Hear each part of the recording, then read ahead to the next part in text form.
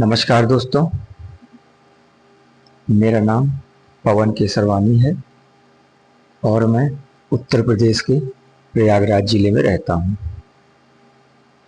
दोस्तों, मेरा YouTube पे आने का मकसद है अंधविश्वास के खिलाफ आवाज़ उठाना। अंधविश्वास ये तो हमेशा से रहा है, लेकिन सोशल मीडिया के आ जाने के बाद से ये और भी तेज़ी से बढ़ता जा रहा है, जिसे रोकना बहुत ही आवश्यक हो गया है। तो दोस्तों, ये मेरा पहला वीडियो है, इसलिए ज़्यादा देर न करते हुए आइए पहले वीडियो देखते हैं, फिर बात करते हैं। आज मैं आपके प्रश्न का उत्तर दूंगी। अच्छा तो दे दो। राजा ने कहा, बताओ भगवान कहां रहते हैं, और हैं तो दिखाई क्यों नहीं पड़ते? लड़की बोली, महाराज मैं आपके प्रश्नों का उत्तर अवश्य दूंगी, पर मुझे बड़ी भूख लगी है, पीने के लिए थोड़ा दूध की व्यवस्था हो जाए तो अच्छा होगा। राजा ने कटोरे में दूध मंगवाया, सोने के कटोरे में, लड़की के हाथों में दिया, ये रहा दूध, जल्दी से दूध पियो और मेरे प्रश्न का उत्तर दो। लड़की ने उस दूध से भरे कटोरे को देखा। लड़की ने उस दूध से भरे कटोरे को देखा और कटोरे को देखकर कहा, महाराज ये बताओ कि ये क्या है? राजा बोला कि दूध है। लड़की बोली, महाराज मुझे तो इस दूध में मक्खन नजर आ रहा है, आप बताओ इस दूध में मक्खन है या नहीं? आप लोग बताओ, दूध में मक्खन है या नहीं? सब लोग बताओ, दूध में मक्खन है कि नहीं है? लड़की बोली, महाराज इस दूध में मक्खन है या नहीं? राजा बोला है। लेकिन आपको क्या नजर आ रहा है? राजा बोला, हमें तो दूध नजर आ रहा है। लड़की बोली, दूध तो नजर आ रहा है, पर मक्खन है, नजर भले ना आए पर मक्खन तो है।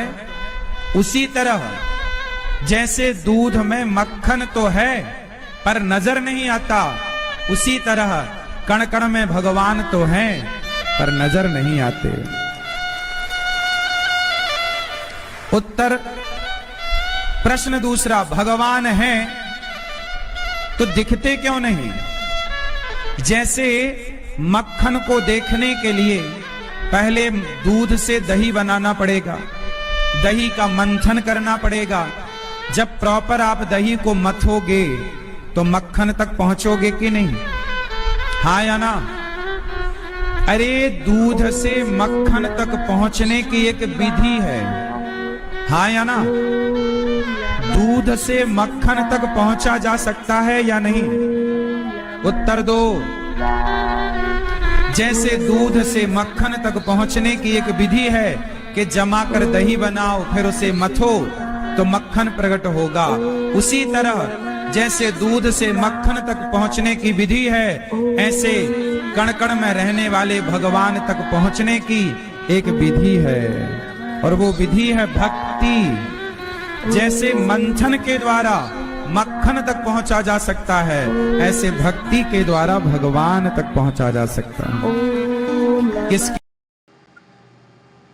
अब इसमें होता क्या है कि कुछ लोग कोई वीडियो क्लिप दिखाकर ये कहते हैं, ये क्या है, इसमें कौन सा लॉजिक है, ये सब ढोंग है, ये सब फ्रॉड है, ये सब गलत है, ये सब अंधविश्वास फैला रहे हैं। तो ऐसे नहीं। अगर आप किसी के बारे में कुछ बात कर रहे हैं, किसी को गलत बता रहे हैं, तो आप पूरी तरह से बताइए कि वो कैसे गलत है, क्या ढोंग कर रहे हैं, क्या फ्रॉड कर रहे हैं, कैसे अंधविश्वास को बढ़ा रहे हैं। आइए मैं आपको बताता हूँ ये सब कैसे अंधविश्वास फैला रहे हैं। अब जैसा कि आपने वीडियो में देखा, इसमें दो प्रश्न हैं। पहला, भगवान कहाँ रहते हैं, और दूसरा है तो दिखाई क्यों नहीं पड़ते। आइए पहले प्रश्न पे आते हैं। तो पहले प्रश्न में महाराज जी दूध का उदाहरण देते हुए ये कहते हैं कि जैसे दूध में मक्खन तो है मगर दिखाई नहीं पड़ता, उसी तरह कण कण में भगवान तो है मगर दिखाई नहीं पड़ते। और साथ ही साथ ये भी कहते हैं कि दूध से विधि के द्वारा हम मक्खन तक पहुंच सकते हैं और भक्ति से विधि के द्वारा भगवान तक पहुंचा जा सकता है।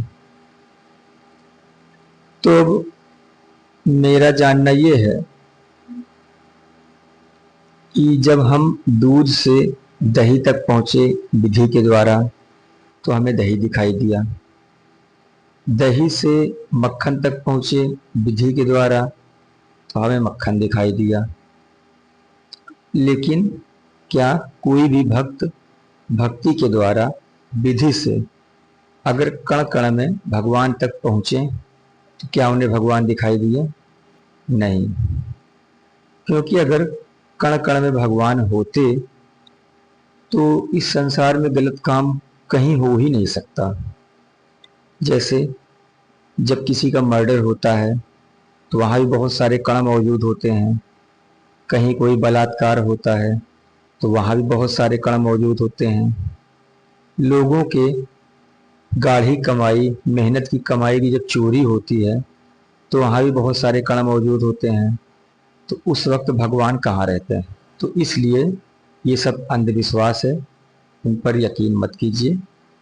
मेरा जानना है कि भगवान सिर्फ एक कल्पना है और कुछ नहीं। तो इसी के साथ दोस्तों आज की वीडियो समाप्त करता हूँ। मिलते हैं अगले वीडियो में इसी तरह की ज्ञान की बातें लेकर, तर्क और सबूत के साथ। नमस्कार।